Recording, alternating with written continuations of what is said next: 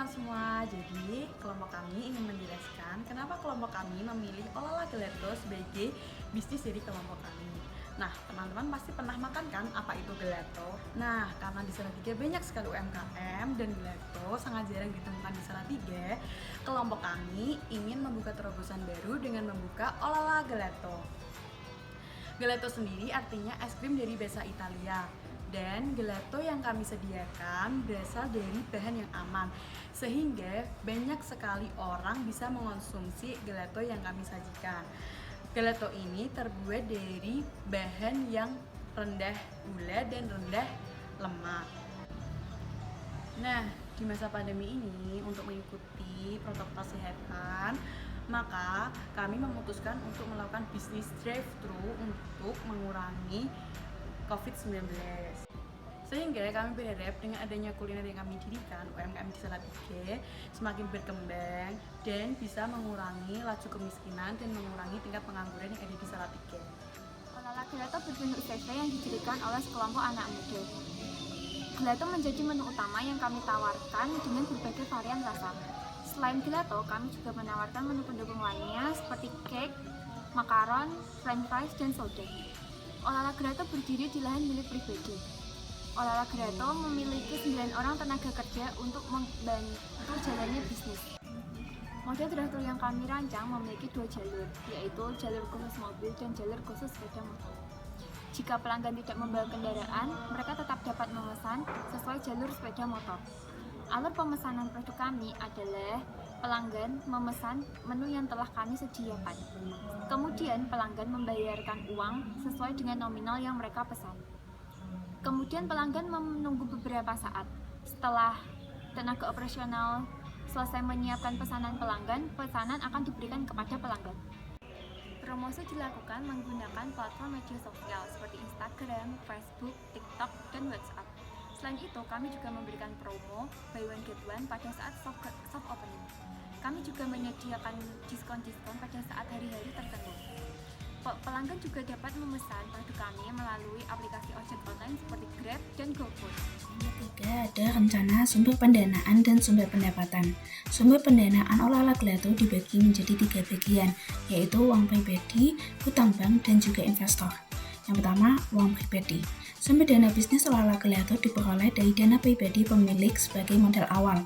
Pemilik menyetorkan uang sejumlah 100 juta rupiah yang akan digunakan untuk merenovasi tempat usaha dan membeli peralatan dan perlengkapan untuk operasional usaha. Yang kedua, hutang bank. Usaha Olahraga Gelato tidak cukup jika hanya mengandalkan dari modal pemilik.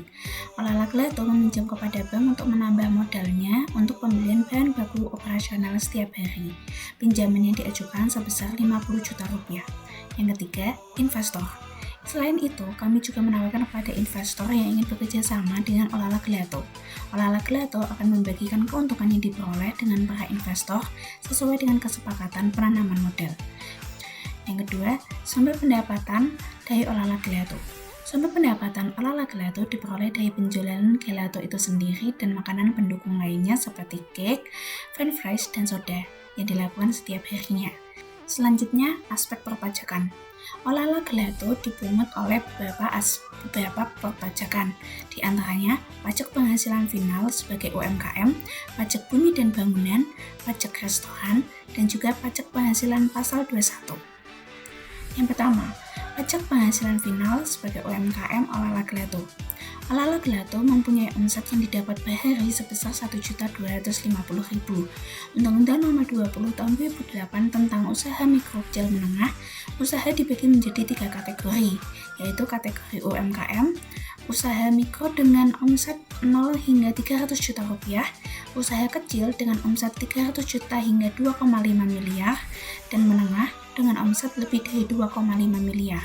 Olahraga Gelato termasuk dalam kategori UMKM usaha kecil, maka dari itu dikenakan PPh final dengan tarif 0,5% sesuai dengan peraturan yang berlaku.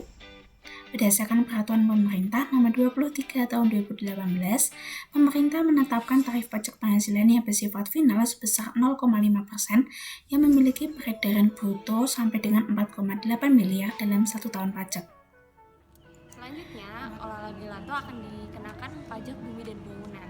Nah, berdasarkan Peraturan Daerah Nomor 2 Tahun 2013 tentang pajak bumi dan bangunan, NJOP TKP ditetapkan senilai 10 juta dan Olahraga Gelato memiliki NJOP senilai 1 miliar yang terdiri dari bangunan senilai 200 juta, tanah senilai 800 juta. Sehingga Olahraga Gelato akan dikenakan dengan tarif 0,1%. Selanjutnya, Olahraga Gelato akan dikenakan pajak restoran. Nah, pajak restoran dipungut atas restoran, rumah makan, kafetaria, warung, dan lain-lain. Nah, pajak restoran berbeda dengan PPN. Nah, pajak restoran dipungut atas pemerintah daerah, sedangkan PPN dipungut oleh pemerintah pusat. Berdasarkan Peraturan Daerah Kota Salatiga Nomor 11 tahun 2011 mengenai dasar pengenaan pajak dan tarif pajak dalam pasal 12 dan 13,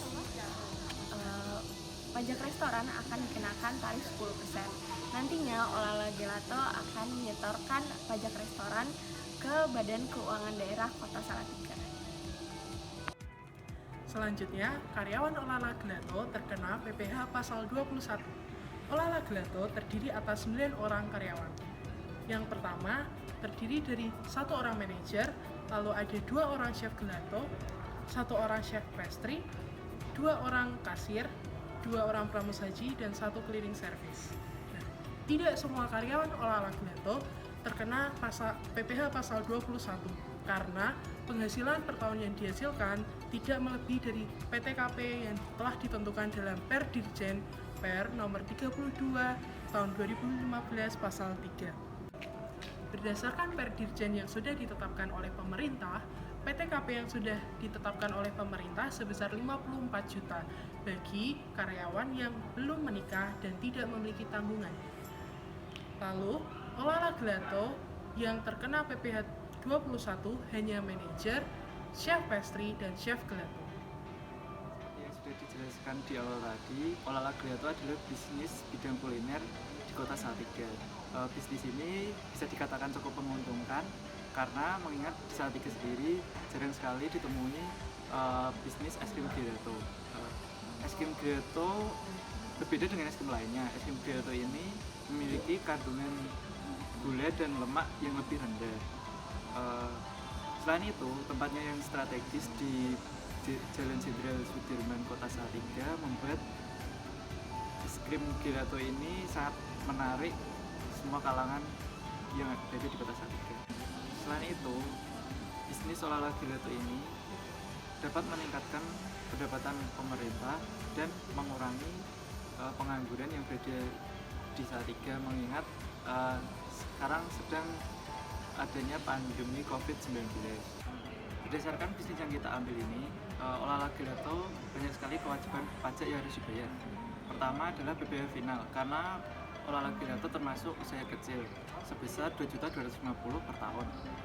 Yang kedua ada pajak bumi bangunan sesuai pemerintah daerah Kota Salatiga dikenakan Rp990.000 per tahun.